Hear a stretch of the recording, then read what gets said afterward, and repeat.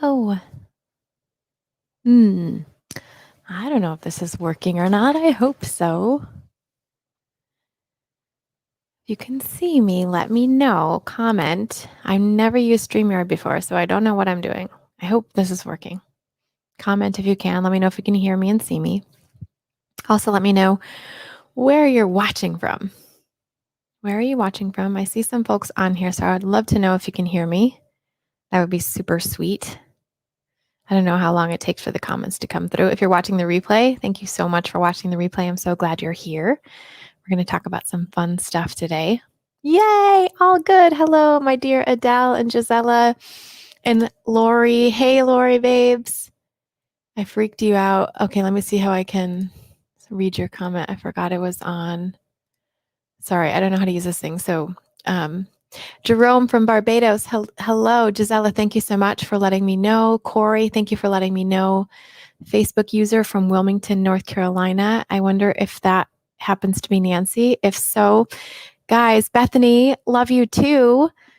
Hey, Annie, Gisela from Delaware. So glad.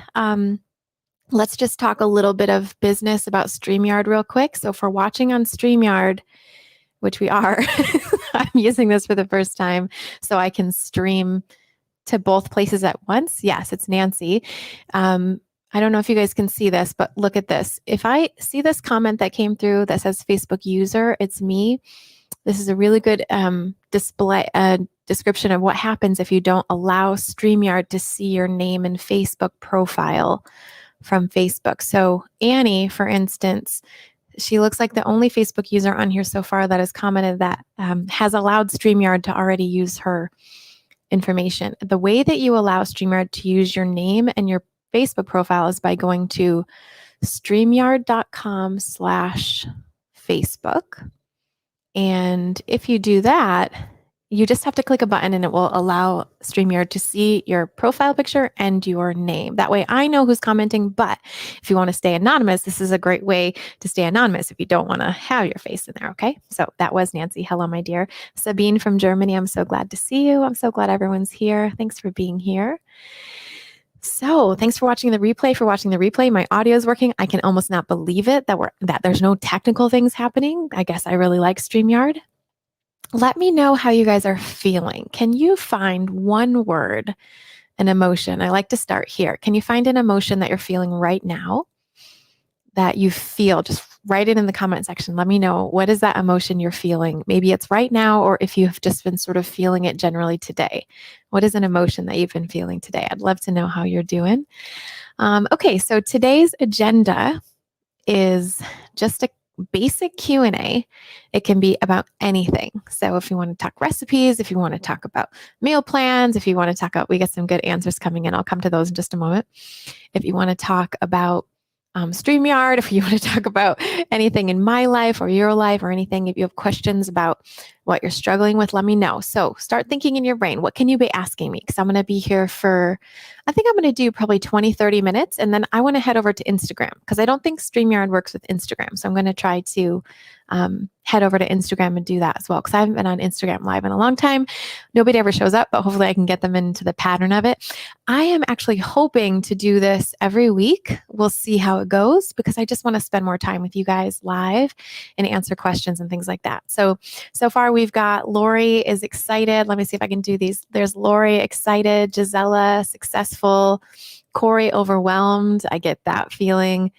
Gisela wants to know about meal plans. Bethany says that she's getting things done. Hopefully, that's a good thing to be wanting to do. Tanya, hello. She gives me a little heart smiley face there. So I'm glad to see everybody. Thank you for letting me know. Corey, if there's anything you want coaching on, let me know. We can talk about overwhelm. We can try to get some perspective on that overwhelm. So be considering right now, are there some things that you are interested in figuring out today? I'd be happy to coach a little bit. Or if you have any questions about the Eat to Live lifestyle. So throw those questions in there. Okay, Gisela has a good question here. Let me put this up. And I'm going to say that if we don't have a ton of questions, that's fine too. I have a little lesson I can do, which is going to be a preview of a video I'm going to be doing on YouTube pretty soon. I haven't even filmed it yet, but you guys will get a sneak peek. Jolene says, your struggle is cravings. Okay, so I'm going to answer Gisella's question, Jolene. And while you're waiting, tell me a little bit more about those cravings and I'll help you with that. Y says, oh, hello. I say hello. Okay, so Gisella's question is, I want to learn more about portions and how often and many times you can eat a day.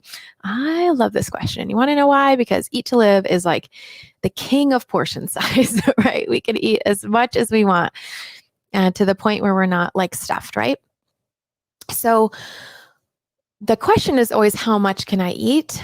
And my answer is always a lot, way more than you're used to, but to hunger, right? To satiety. That's the thing that we're really looking to get good at. Now, in my case, and perhaps in your case as well, we've actually never eaten to satiety before. Like, we don't know what satiety feels like. We're not really like familiar with it. And especially if we're just starting out on healthy, whole foods, plant-based foods, or we're just kind of pulling back from standard American diet a little bit, or even if we just never even thought about it before or worked on it, it can be something that's really tough to recognize.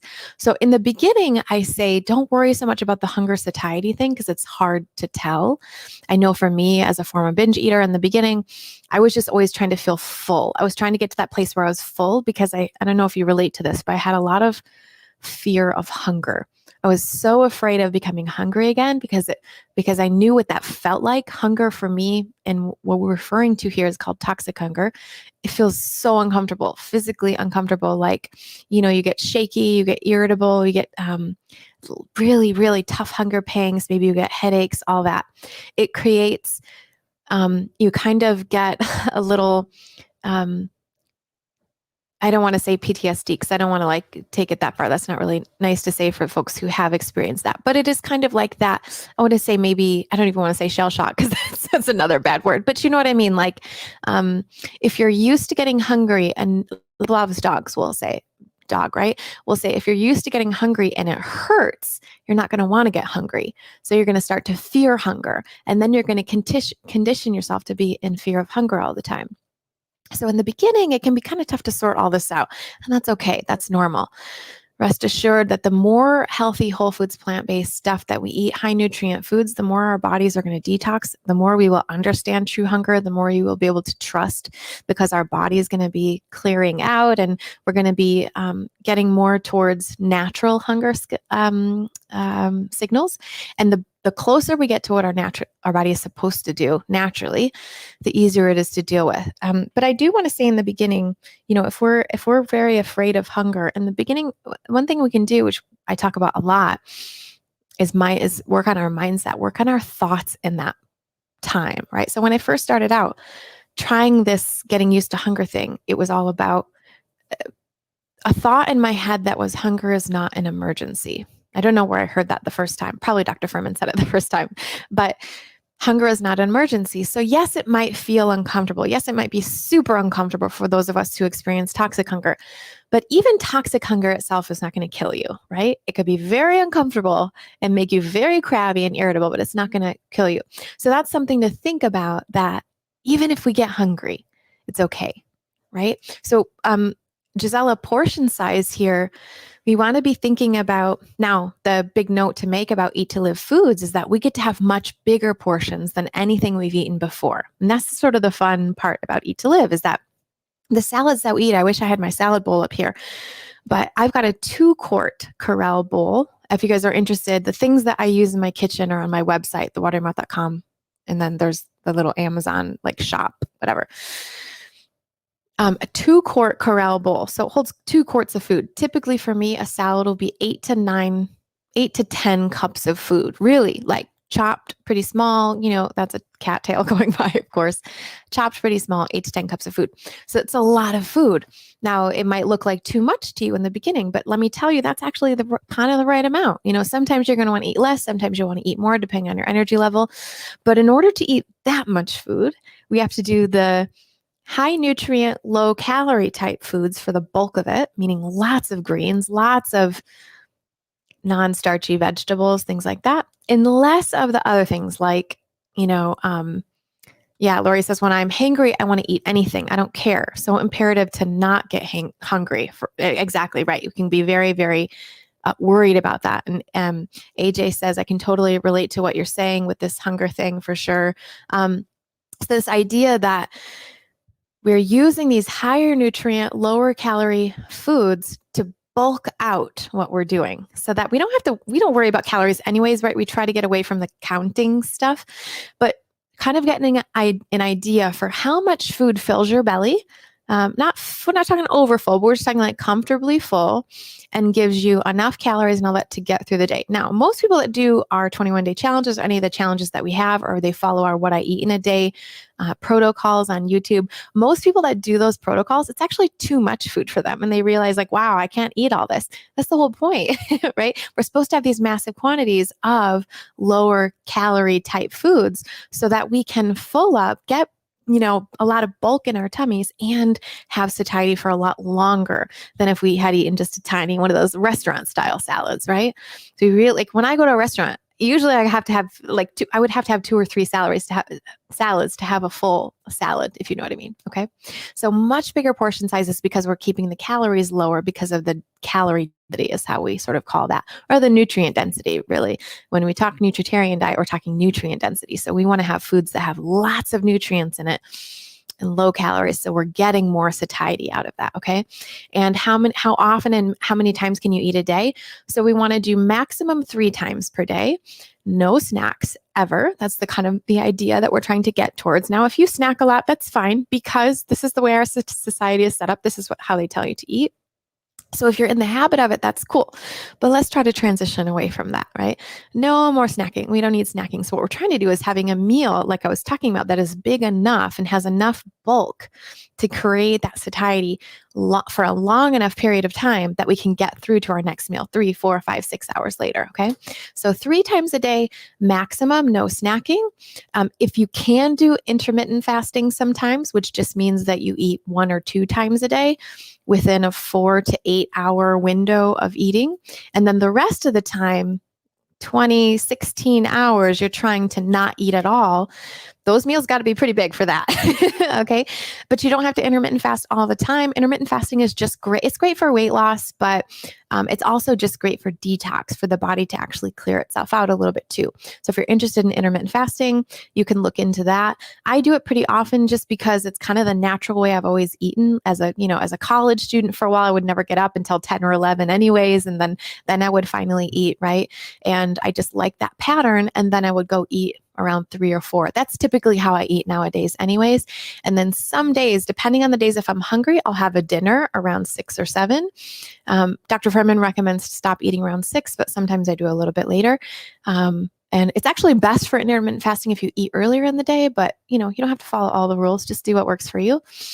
So that's what I would recommend, Gisela. Okay, let's go to other questions here.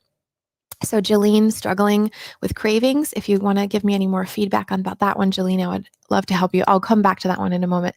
Sabine wants to know if overeating on fruits is bad.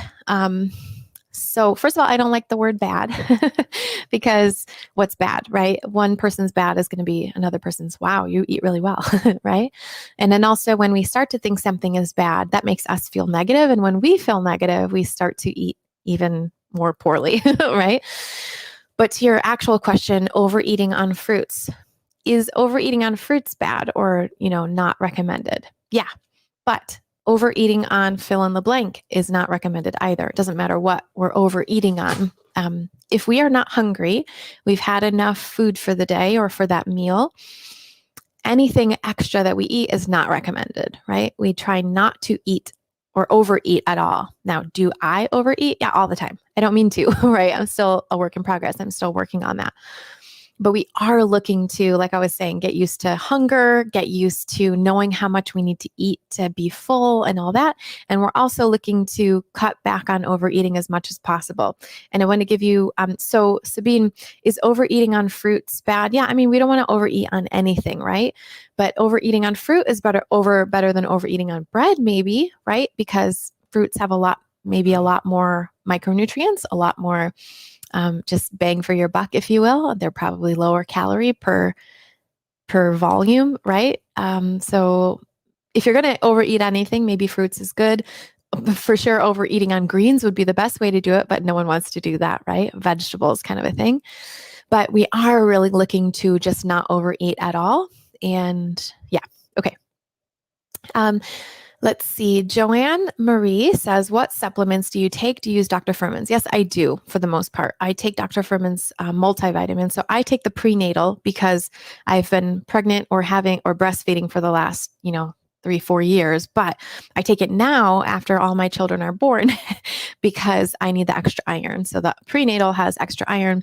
Dr. Furman's vitamins, I trust also just because he's done the research, of course. And so there's no folic acid. There's a couple other things in there that are not in there on purpose because of the research he's done. So I trust those the most. I also personally, this is such a good question. I get it all the time. I really need to finally do a video on this. Dang it. Personally, what I recommend everyone do, and what Dr. Furman recommends, Dr. Benson, all those guys would recommend that you get your blood tested to find out where your blood is for these various things, right? So when you're starting out, I think it's a good rule of thumb to go get your blood tested with your primary care physician.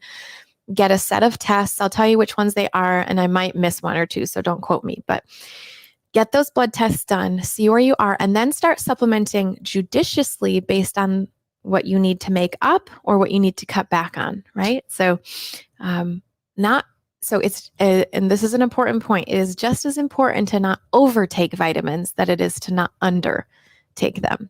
Do you know what I mean? Like, you don't want to be supplementing too much because that's bad for your body. And you don't want to be supplementing not enough because that's bad for your body. And the problem is with these multivitamins, you just get it like CVS or whatever, Sam's Club store brand, whatever. You end up getting way too much of certain things because they're not really up on the research like Dr. Furman might be. And so I don't know, I recommend those ones because those are the ones I take. They're a little pricey, but to me, it's totally worth it. I would much rather be spending a little bit more on those kinds of things than having a Starbucks budget or something like that, right? It's a give or take. So I take his multi, and then I personally, just because I know my blood tests say this, not because I'm recommending it for you, and I'm not a doctor anyways, so anything I say cannot be taken as medical advice because I'm a coach. I'm a weight loss coach. But I take iron because I need it. I take vitamin D because I really need it. I take his DHA EPA supplement. I also take a probiotic occasionally, not for any reason, just because I like them, because I take them. I think it's good for your gut every once in a while, at least. And that's it. Those are the ones I take. So it's based on blood tests. So when you first start out, get your blood tested, then get it tested every 6 months for maybe a year or two until you know you have your stuff in order.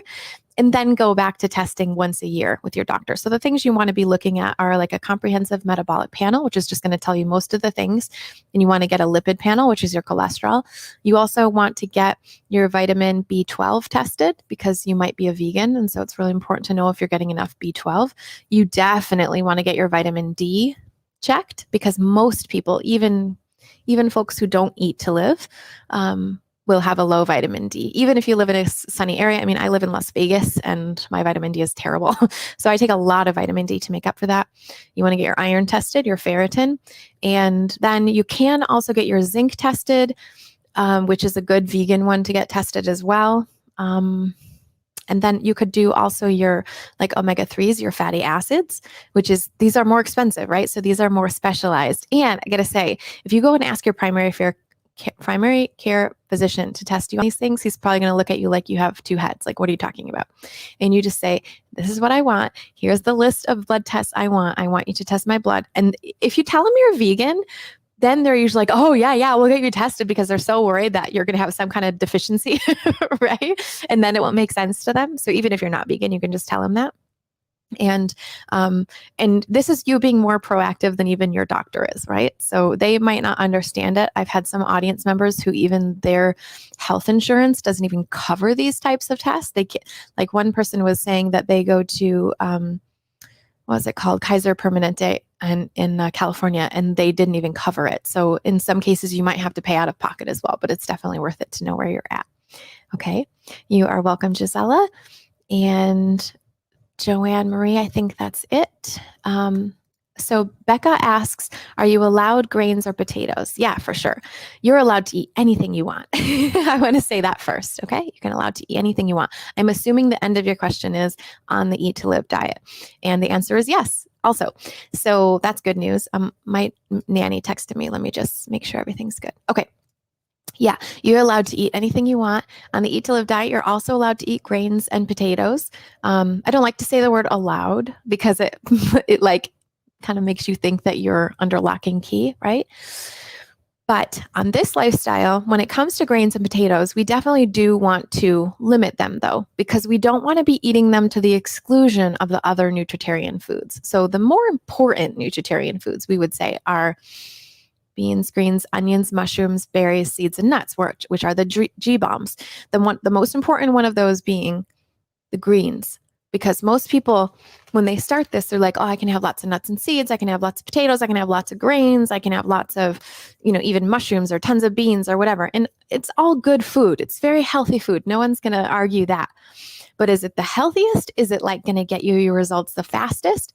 It depends on what you want your results to be. If it's weight loss, if it's even, and I'm not a doctor, but the Eat to Live diet promises this, even disease prevention and reversal, right? If those are our goals, longevity is our goal, then grains and starches are not the best foods. They're actually even totally unnecessary. We don't even have to eat them at all. Our best foods are greens, right? So kale, the cruciferous greens, the cruciferous vegetables as well, but then romaine, red leaf lettuce, green leaf lettuce, the different lettuces, things like that. We want these to be the bulk of our diets. And that's the part where most people learn and they're like, wah, wah, that's not what I wanted to hear, right? But that's how it is. And the good news is that the more greens you eat, the more weight you lose. Dr. Furman says that in Eat to Live, and I have found it to be true in my own life.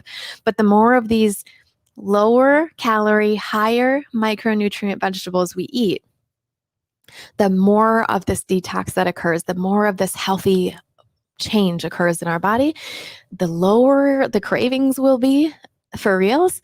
Your cravings will diminish greatly. The better your taste buds will get, all that. So you'll have so many benefits from eating this way. And people are often looking for an excuse to get to eat grains and potatoes. And that totally makes sense. I love grains and potatoes too.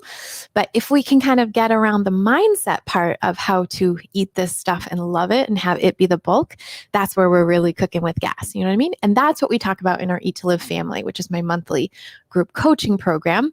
It's for people who want to eat this way and they know this is how they want to eat. They just can't get over the mindset, right? They can't get over the, but I don't want it, or I'm too tired, or like you make this beautiful salad and then you don't even eat it because you prefer bread or you prefer a salad or whatever, right?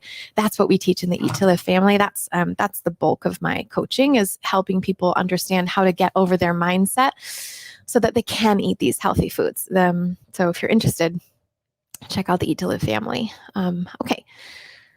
So let's see. Jillian, we're going to talk about your question now. So I struggle with eating things that I know I shouldn't. Yeah, that's what we're just talking about, right? Bread, when I make a sandwich for my husband's lunch, I'll take a slice of bread and stuff it in my mouth. Sometimes I add peanut butter and jam. Oh my gosh, we're sisters. I know exactly what you're talking about here, for sure. And this is exactly what I was talking about in the Eat to Live family, right? This is what we teach. So the concept that I teach, I am a certified life and weight coach, okay? So I coach on life, but I also coach on weight and healthy eating. This is my expertise. This is what I've been doing for years. When I coach on it, what I coach is that in order for us to make these, because in my audience, the biggest issue, and let me know in the comment section here if you agree with this, the biggest issue in my audience is that they want to remain consistent and they can't, right? Let me know if that sounds like you. You want to remain consistent. You want to stick to it, but you haven't been able to yet, right? You want to eat this way. I just got a thumbs up. So I think that's a yes. You want to eat this way. You want to lose the weight. You want all the benefits of Eat to Live, but you just can't stay consistent, right? Let me know if that sounds like you. I'm going to head out here in just a minute so I can head over to Instagram. And yeah, so we've got to completely agree from Patricia for sure. Yeah, Lori says, I'm great for 2 weeks. Then I go, blah. I know how that goes for sure. That's exactly it. That's the main issue here. If we could just stick to it, why would we even be talking about it anymore, right? So that's what we teach in my coaching, is how to, Jolene says yes. Facebook user says yes. Yep. That's what I teach in my coaching, is how do we stay consistent when we don't want to? Like, how do we eat to live all the time when we don't feel like it. When we don't feel like it because we had a stressful day, or we don't feel like because it's COVID out, or we don't feel like it because it's raining out, or we don't feel like it because husband just brought home sandwiches, or to Jalene's point, she's making a sandwich for her husband's lunch, and we just don't feel like resisting that, right? So the answer to this, the simple answer to this, is our mindset. It's all in our thoughts. Our thoughts are actually what create our results, by the way. That's the big basis of my coaching. That's how I explain all of this. In the Eat to Live family, I have whole programs that I teach you. When you start out in the Eat to Live family, you get a step-by-step guide called there's a quick start program that has just 2 videos and an audio that gets you a real quick start to understanding how this coaching works. But then I have my whole Eat to Live Academy in there as well, which is an 8-week digital coaching course. And it kind of gives you all the foundation you need. And then on top of that, we do actual coaching in there. So similar to this, except I would bring someone else on and I would like hot seat style coach them. We do that several times a month. And it's, for instance, just the other day, I coached a woman 2 weeks ago in the family, and she was just having a tough time for 2 or 3 weeks. I think it was really struggling. And she would post about that all the time. The Eat to Live family is like Facebook basically, with all that other stuff I talked about, but it's totally private, just nutritarians in there. So I was coaching her about her struggles. And, she was like, I just can't get it together. I don't know what's going on. I was doing so well when I first started, and now everything's falling apart. I coached her for 30 minutes on one of these group coaching calls I'm talking about. And now she's like, I've even just loved to read what she said. I posted about it the other day. It was just so phenomenal to see the results that she had just after one coaching call. So she says, I've been on an awesome streak the last 2 weeks. The food is feeling easy and my brain isn't serving me many cravings at all, despite some pretty heavy emotional drama in my life. Lost 7.5 pounds in the last 2 weeks, etc. Like, that's just from one coaching call. And so my point is that it's just our thoughts that are doing this to us. It's all in our head. Like, nothing changed in her life. Nothing changed, like in her circumstances, right? It's not like, oh, suddenly all the problems disappeared and it became easy again. No, this coaching is about how do we do this just in our brain, no matter what's going on around us, right? And so that's kind of the idea here. Jalene, I struggle with eating things that I know I shouldn't. So the number one issue that you're having is not that you struggle with eating things I know I shouldn't. We've got a lot of other people saying that they agree with this as well. It's not that you struggle with eating things you know you shouldn't. It's that you have a lack of ability to process your emotions. Okay. The short of this, because I got to take off for Instagram in a moment here, but the short of this is that our thoughts are creating our feelings. The feeling of struggle that you're having is created by your thought, the food. Okay. This might be a little mind bendy, but this is what we teach in the family. Your thoughts are creating the struggle. Nothing else in your life is creating the struggle. It's not making a sandwich for your husband that's creating a struggle. It's your thoughts about that sandwich that are creating the struggle. So if we can learn to change our thoughts about something, then we change our whole journey. We change everything we do. Thoughts create feelings. Feelings create actions. So if you're feeling struggly, you're going to eat a sandwich, right? What do we do when we feel poorly or feel like we're struggling or feel negatively? We eat negatively as well, right? We take negative actions out of those kinds of feelings. Now, if we can learn to have thoughts that support what we're doing and create positivity, I'm not talking about just affirmations. I'm not saying just like think, oh, this is so easy, or the sky is blue, I'm so happy when it's raining, right? That's not what I'm talking about. I'm talking about how to deliberately choose your thoughts in every moment. So you're sitting in front of a husband's sandwich. How can you deliberately choose to not eat it on purpose? Because you want to and you feel calm and empowered, right? That's what we teach in the Eat to Live family. That's what this coaching is. And so what I was saying earlier was just a moment ago was that it's not that you struggle eating things. It's not the action that you struggle with. It's the feeling you have that you don't want to feel uncomfortable around bread. Do you see that? I mean, can you kind of understand what I'm saying a little bit? It might be a little mind bendy right now, but what I'm saying is we don't have issues with sugar. We don't have issues with bread.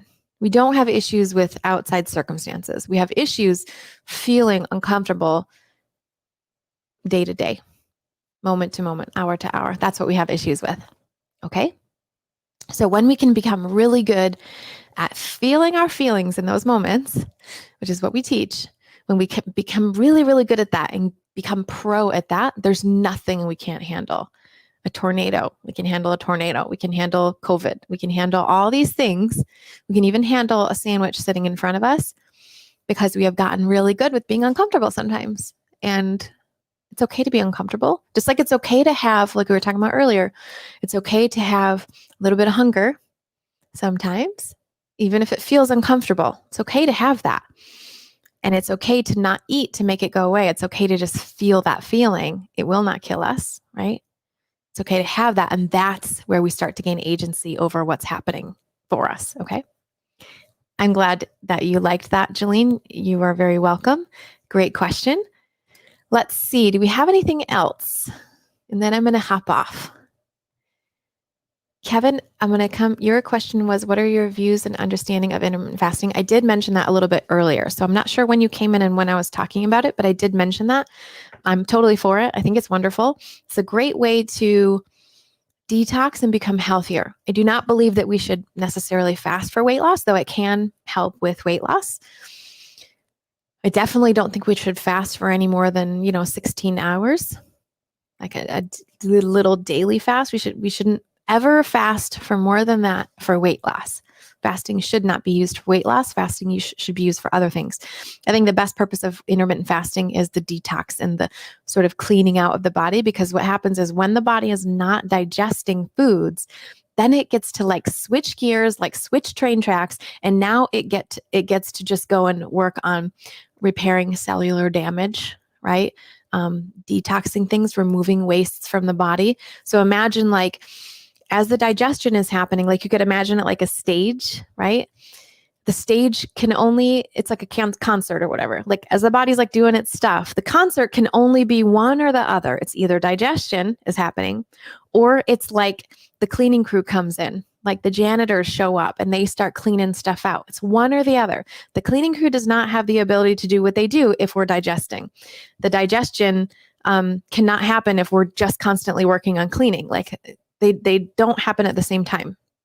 So intermittent fasting can be great for the cleaning crew to come in and start fixing some stuff. I love this idea of repairing cellular damage, but if we're never in a fasting state, then we never get that chance to start to do all that really good detox work, okay? But as I said, I don't want you to try to use it for weight loss. It's possible and it can work. It does definitely reduce your calories during the day if you do it, but you want to make sure you're not making up for it in meals by eating way more, right? You want to eat bigger meals if you're doing intermittent fasting, but you still want to be sticking to nutritarian portions and not overeating, right? So I think it's great.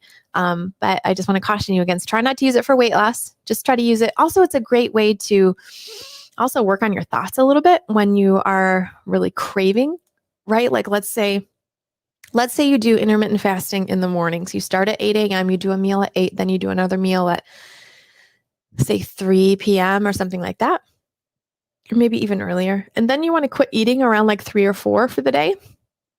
That's really good practice afterwards to get through your thoughts of craving the rest of the day. So I think it can be a good tool for that too. Okay, and let's see. The last question here is from Lori. Can you please address which grains are more nutritious, like quinoa? So I don't actually know technically the scale of nutrition for grains, okay? Don't have that in my head. What I do know is that the more of the original grain that's intact, the more nutritious it's going to be. I also like to think about grains as I like to think about fruit or anything like that. If you're going to eat an apple or a banana, you're going to get totally different things, right? But equally awesome things because they're whole plant-based foods. It's still great. If it's in the same category, equally awesome things, right? So grain to grain, I would imagine, don't quote me on this, but I would imagine that it's pretty similar if it's in the same category, right? But we're talking whole, the whole unprocessed food without salt or oil or whatever. So like quinoa to amaranth to millet to teff to wheat, wheat berries to oat groats to kamut wheat to kamut or whatever, to all these different grains that you can have interchangeable, right? And if they're the whole food, So like barley, for instance, pearled barley, not as good as like regular barley. You want to make sure that it has all the bran intact as well, right? So as long as you're eating those, I think they're interchangeable. Same with fruits. Same with greens, for instance, right? Not much difference between um, uh, a mild leafy green. So like between romaine or red leaf or green leaf or whatever. But now if we're going to compare now a different category of green would be a cruciferous green, right? You can't compare those two. So like a mild tasting green that you would use as a base of your salad, you can kind of interchange all of those. But now if you're talking arugula or kale or collard greens, those are in their own category. You can interchange those because they're similar nutrition, but you couldn't interchange kale for red leaf lettuce, for instance, because kale has way more multi micronutrients than the red leaf lettuce does. Does that make sense? Now, there is some wiggle room here because if we're talking berries versus apples, like for sure you want to have berries more, right? So there is some things here that we do want to consider. But in general, you can across these categories, like I wouldn't say you need to have shiitake more than you need to have baby Bella or whatever. You can interchange the different things within that category. Okay. You're welcome. Oh, Patty Newhouse Merritt. What a sweet lady. She says I'm beautiful. I wonder who that woman is. That must be my mom. Hey, Mom. I love you too. Okay, guys, that's all I got for today. This was awesome. I'm so glad we got to be together. I'm going to turn off Lori's question here. Where did it go? How do I turn it off? Here it is. Yes, cabbage is cruciferous, Jillian. So any kind of cabbage, red cabbage, green cabbage, Napa cabbage, all those are within the cruciferous family, and therefore you can switch them out for any other, right? What else would it be in there? Lots of different kinds of cabbage, any kind of cabbage. Cauliflower, broccoli are in the same family as cruciferous, right? Arugula, radishes, not spinach. Yeah, I know, Crystal. You just gotta love moms. Yeah, for sure. She's my biggest fan for sure. And I'm her biggest fan. So that works out.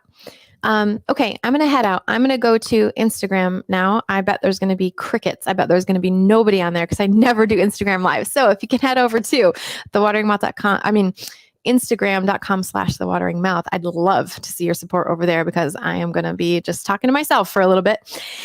So if you guys are interested in the Eat to Live family, keep an eye out. It's not open for registration right now. We're going to open up pretty soon. You're so welcome, Patricia. She says, thank you and your team for all you do. Nancy is amazing. You are 100% right. She is the best ever. And Coach Nancy, she's the private coach for all my folks, as well as she creates the challenges too, which is insane. She's super, super powerhouse woman. I want to mention, this is just between you and me, but next month in June, actually May 31st, we're going to be changing everything up. We are no longer doing 21-day challenges. We are going to do 5-day challenges every month. So instead of a 21-day challenge every quarter, we're going to skip to 5-day challenges every month. So we're going to try this out. We're going to see how it goes. If you guys love it, because we want to do a shorter challenge, we want it to be more accessible to everybody. We want you to have more success, just 5 days. And we want to be able to do this for you every month. So we're going to try this out and see how it goes. So keep that in mind. And also, if you're interested in the Eat to Live family, that's the monthly group coaching program. We're going to be opening up that at some point soon. And you can find out more about that on the website, etc. I'll be talking way more about it as we go. Okay. So thank you so much. I'm going to head over to Instagram. Love you guys. Thank you for trying out StreamYard with me. It went really well.